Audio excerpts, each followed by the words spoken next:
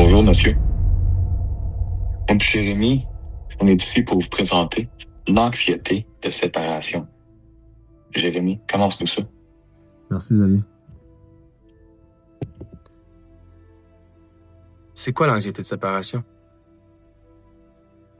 C'est la peur ou l'anxiété excessive et inappropriée au stade du développement concernant la séparation avec les personnes auxquelles le sujet est attaché, selon le DSM-5. Ça peut être interféré avec la vie quotidienne, l'école, les relations ou même l'autonomie. Xavier? Les symptômes. Une anxiété intense.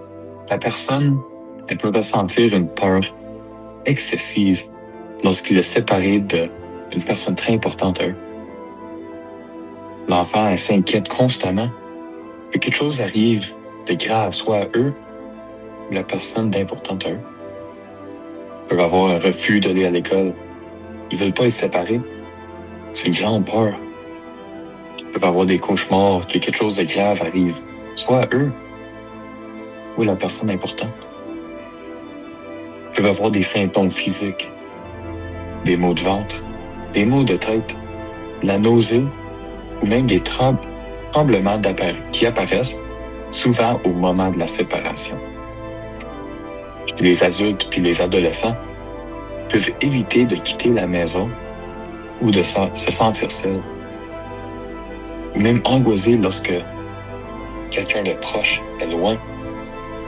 Jérémy?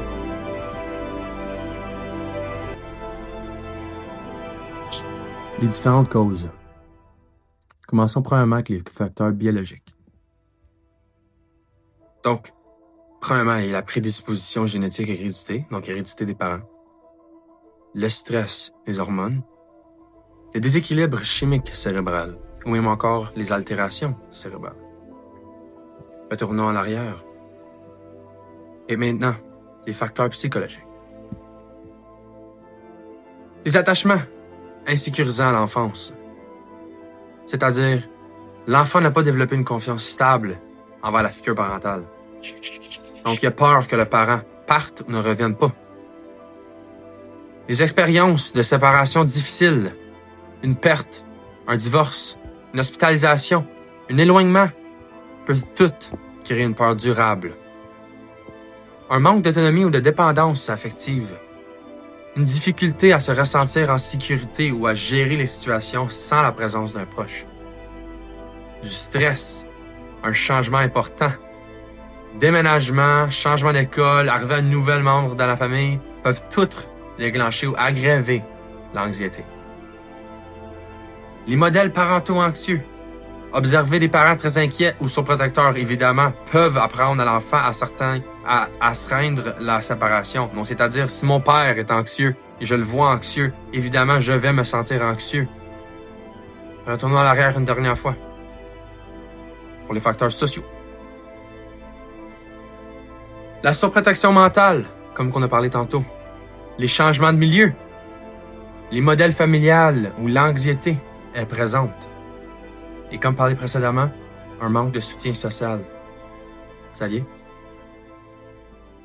Les méthodes de diagnostic peuvent prendre une entrevue clinique, l'observation des comportements et des émotions liées à la séparation. Ils peuvent prendre un questionnaire ou même user une échelle d'anxiété.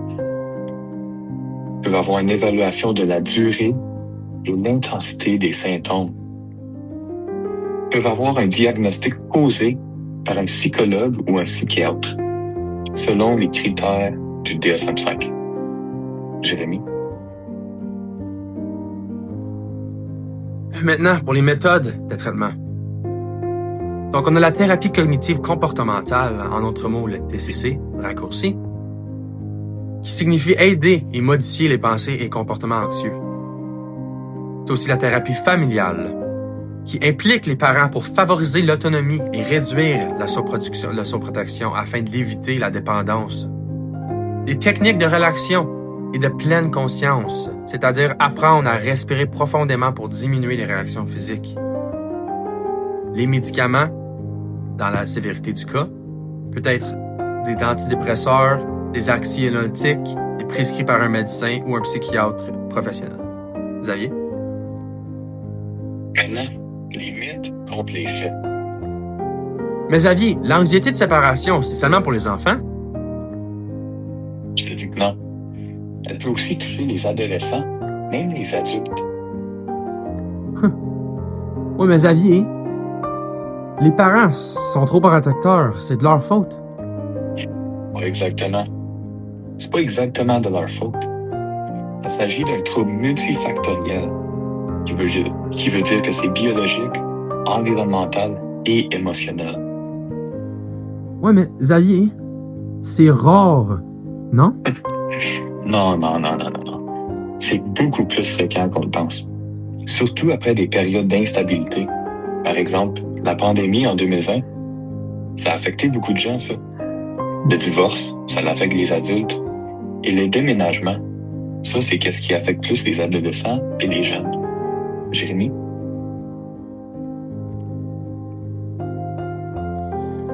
L'impact sur la vie.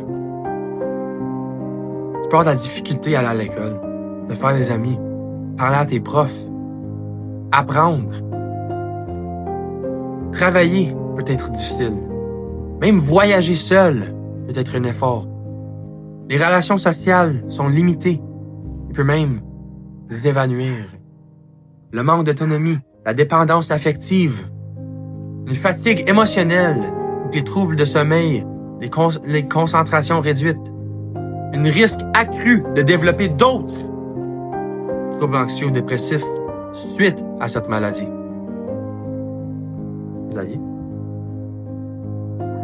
Des stats. Savais-tu? Chez les enfants, environ 4 à 5% présentent un trouble d'anxiété de séparation persistant. Puis chez les adolescents, près de 2 à 3% ils souffrent d'une forme cliniquement significative. Ouais. Chez les adultes, 1 à 2%, souvent après des événements stressants ou des ruptures affectées. Mais savais-tu? L'anxiété de séparation, ça touche davantage les filles que les garçons. Jérémy?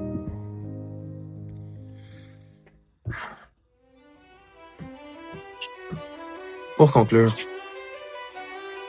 l'anxiété de séparation, c'est une réaction naturelle face à la peur de perdre une personne importante. Mais elle peut devenir une véritable trouble lorsqu'elle empêche de vivre normalement.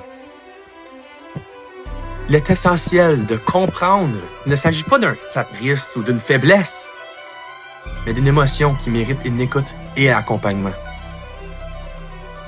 En parlant ouvertement et en cherchant de l'aide, il est tout à fait possible de surmonter l'anxiété et de retrouver un équilibre.